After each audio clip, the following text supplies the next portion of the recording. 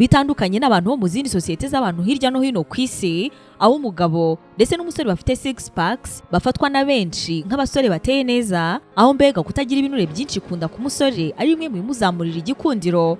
Gusa ibyo ngibyo ntabwo ariko bimeze ku bantu bo mu bwoko bwitwa aba BODI cyangwa se aba men, aho abantu baturage b'aba men batunzwe ahanini n'ubuhinzi n'ubworozi, imirimo bagikora mu buryo gakondo nk'ubwakoreshwaga n'abakurambere babo mu binyejana byinshi bishize. Bo bizera yuko umuntu ufite inda nini kandi ndije imbere aba ari we mwiza cyane, akaba n'umuntu w'icyubahiro. Aba baturage bazwiho kugira amahane cyane, by'umwihariko iyo bamaze kunywa inzoga yabo gakondo izwi ku izina rya sholu.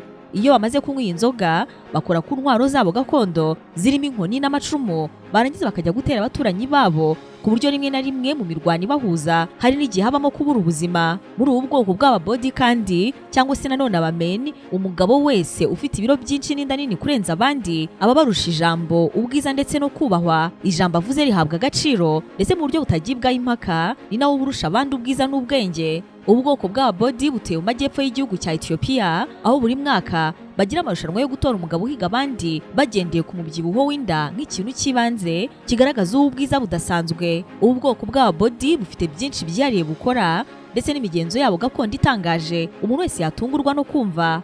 Ikaza uri hose tuganire kuri byinshi byihariye kandi bidasanzwe umuntu yakwifuza kubamenyaho, aho nk'ibisanzwe ugiye kubana nanjye abayo Yvette Sandrine.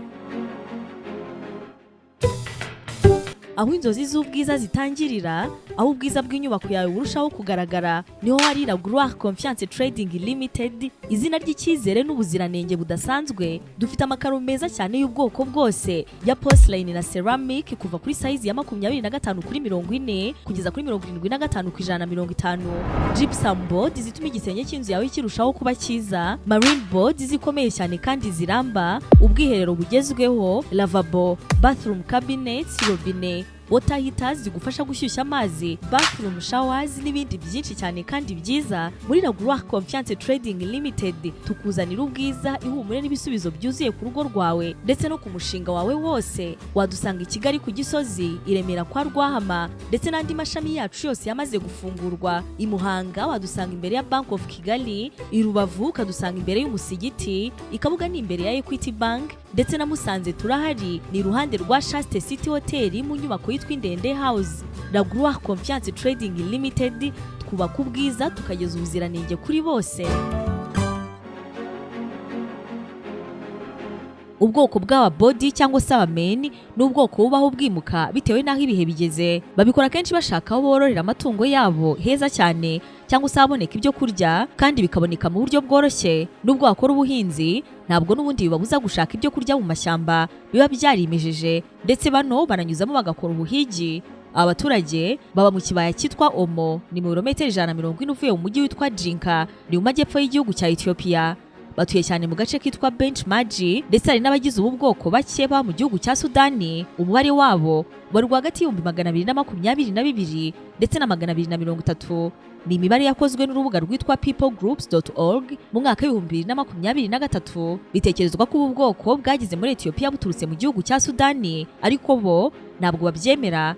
Bizera ko inkomoko yabo gakondo ari mu gihugu cya Ethiopia n'ubundi hafi y'uruzi rwa Omo. Aha bagira imyizerere ivuga yuko abakurambere babo baturutse mu MYOBO muri kano gace. Abaturage batura mu dusisiro duto duto tugizwe n'ingo zitatanye zigiye zubakishijwe ibiti zigasakazwa ibyatsi. Mu kinyejana cya 19 ndetse no mu ntangiriro z'icya 20 bari bazwi nk'abantu mu mateka bagurishwaga cyane nk'abacakara, byakorwaga n'andi moko y'abantu by'umwihariko babaga batuye mu misozi miremire ya Ethiopia. Gusa nanone ibingibi ntabwo byabaga byoroshye, kuko abameni bari abarwanyi bakomeye ndetse batanatinyaga intambara n'imwe, dore ko banigeze no guhangana n'ingabo zitwa Abamhara zashakaga kubayobora mu buryo bwari gutuma bamburwa ubutaka bwabo ndetse bugahabwa abatware n'abayobozi. Abaturage babaga baturanye nabo rero babasuzuguraga kubera imibereho yabo yabaga itagendanye n'igihe, aho bashakaga kubacuruza bakabagira nk'abacakara. Abaturage bavuga ururimi nanone bita men, nk'uko n'ubundi bakunze kubita. Ururimi bavuga ruri mu itsinda ry'indimi zitwa Samic, rukaba kandi rugize umuryango w'indimi wa Nilo-Saharan.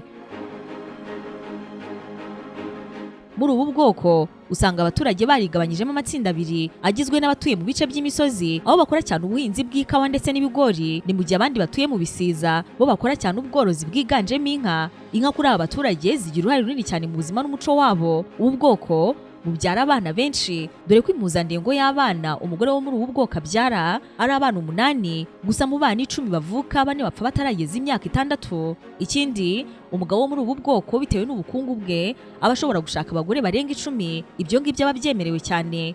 Gusa n'ubundi abenshi mu bagabo bashaka abagore batarenze 5. Abagore nibo bakora imirimo hafi ya yose mu ngo zabo ndetse no mu buhinzi, kuko akenshi nibo bahinga, nibo batera imbuto, bakabagara, bagasya ibigori n'amasaka, bagateka, bakavoma, bagashaka inkwi ndetse bakita ku bana, utanibagiye gukora amasuku mu ngo. Ikindi kandi abagore nabo bakora ibikoresho bitandukanye byo mu rugo, ibyo ngibyo birimo nk'imbehe bariraho, ndetse nabo babumba inkono, bakanaboha uduseke. Ibyo ngibyo ahanini biterwa n'uko hari n'abagabo baba bashaka kurya kugira ngo bagire inda nini, hanyuma rero ugasanga n'ubundi gukora bangana gutya ntabwo byapfa koroha. Ibyo ngibyo biniyongeraho yuko inzoga yengwa n'abagore ari nabo bajyana umusaruro ku isoko. Abagore kandi baba bashobora no kugira amatungo yabo bwite nk'ihene cyangwa se intama, gusa inka akenshi ntabwo bazitunga nk'amatungo yabo, ahubwo ziba ari iz'abagabo babo.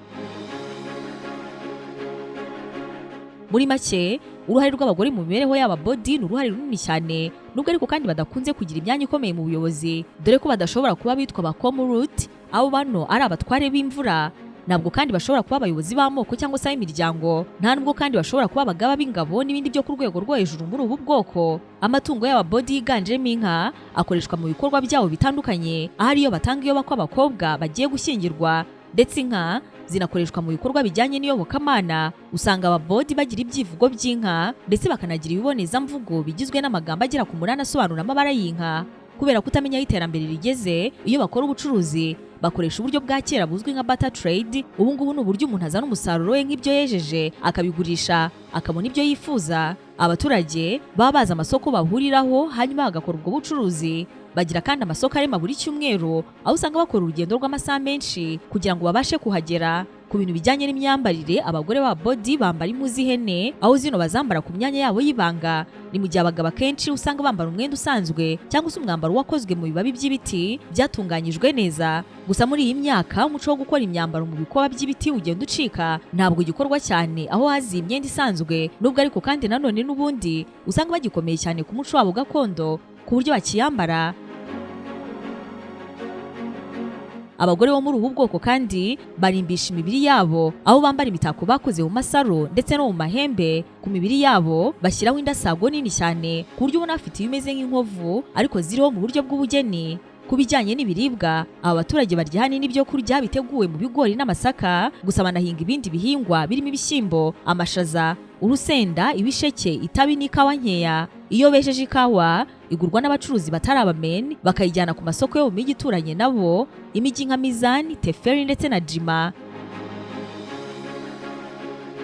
Ni abaturage bazwi imihango itandukanye irimo n'ukomeye uzwi witwa Mosit, aho uyu nguyu ari umuhango wo kwishimira umusaruro w'amasaka. Uyu muhango kandi ukorwa n'abandi bitwa abasuri bafitanye isano n'ababodi, ndetse abangaba hari n'ibyo bahuriyeho mu rurimi. Abaturage bizera yuko ibigori byangirika vuba ugereranyije n'amasaka, nubwo ari byo barya bakumva biryoshye kurenza amasaka. Iyo bategura amafunguro bakoresha inkwi bakura mu mashyamba, gusa ubwiyongere bw'abaturage butuma amashyamba agabanuka, bityo bakaba bagorwa cyane no kubona inkwi muri iyi myaka. Ikindi, ababodi ntabwo banywa amazi atetse cyangwa se nanone yashyizwemo imiti yo kuyasukura, banywa amazi aturutse ku masoko y'imisozi. Muri aba baturage nta muryango n'umwe ugira ubwiherero, abatuye mu bwoko wiherera ahantu rusange baba barumvikanyeho ku gasozi. Abangaba kandi bakoresha amafarasi mu gutwara ibintu byabo, byaba ibyo bajyana ku isoko n'ahandi. Ku bijyanye no kwivuza, bakoresha imiti gakondo nk'ibyumvikana, ndetse ntabwo bajya kwa muganga, n'ibituma umubare w'abana bapfa bakiri bato uba munini.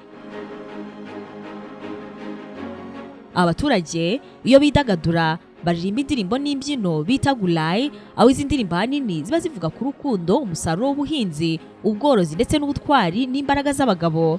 Iyo bidagadura banywa inzoga biyengeye zituma bizirwa ku rwego bifuza. Iyo umwe mu bagize ubu bwoko apfuye hakorwa umuhango wo kumushyingura. Ni umuhango umara iminsi myinshi. Mu gihe cyo gushyingura babaga inka cyangwa se ihene, hanyuma bakayikuramo amara. Aya mara bakayakoreraho ibikorwa byo guterekera, aho bizera yuko ariyo muyoboro unyuzwamo ubutumwa bw'abakurambere babo. Iyo barangije ibyo bafata umurambo hanyuma bakawushyira mu ruhu rw'inka bakawushyingura. Nyuma yo kuwushyingura abagabo bamara iminsi 3 baraririye aho umuntu wabashyinguye. Gukora umuhango wo gushyingura igihe kirekire biba bigamije gutuma imyuka y'abapfuye ituza, ndetse babizera yuko nyakwigendera adashobora kugaruka ngo atere abazima ari nk'umuzimu.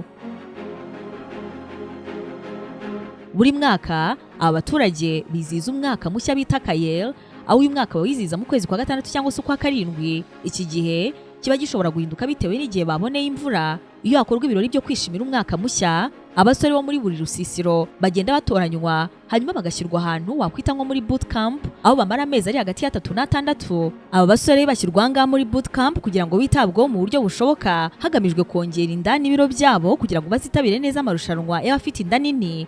Abasore bahabwa amafunguro arimo ubuki, amaraso y'inka n'amata, aho umusore ugize amahirwe umubiri we ukayoboka aya mafunguro akabyibuha, bimuzanira icyubahiro mu bandi ndetse akambikwa ikamba ry'ubwiza. Ibyo ngibyo bikaniyongeraho yuko ari ufatwa nk'umunyabwenge. Kugira ngo umusore atangazwe nk'uwatsinze, abasaza b'inararibonye bo muri ubu bwoko baba bafite ukuntu bapima ibiro ndetse n'indeshyo y'inda. Aba ngaba rero ni nabo baba bacamanza kuko nibo batangaza uwatsinze. Ahangaha aba basore bari bagiye mu marushanwa nyuma yo kumara amezi muri boot camp.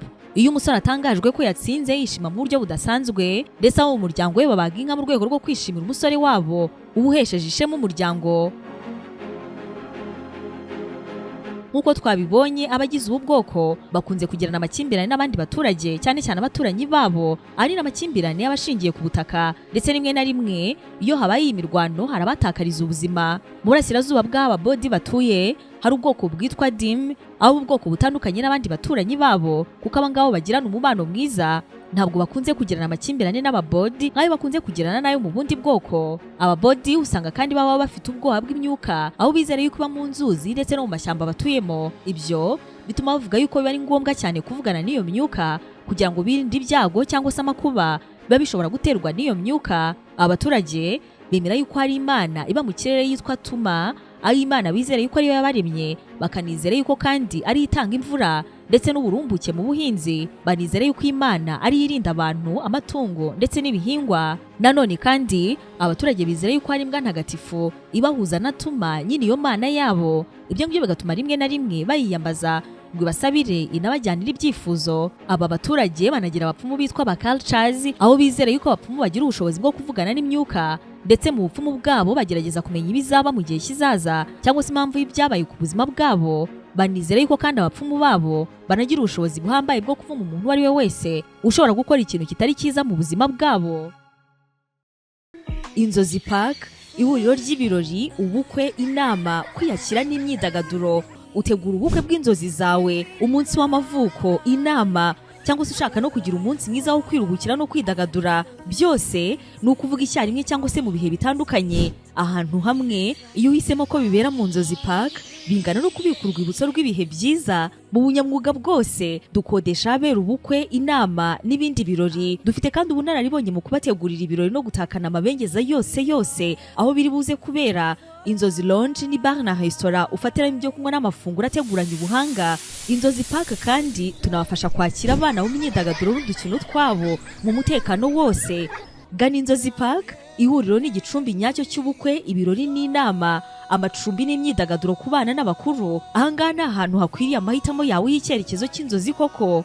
Waduhamagara kuri 0782 33 69 32 cyangwa se 0782 64 31 62. Inzozi Park duherereye Kicukiro Gahanga hafi ya sitasiyo ya Merez.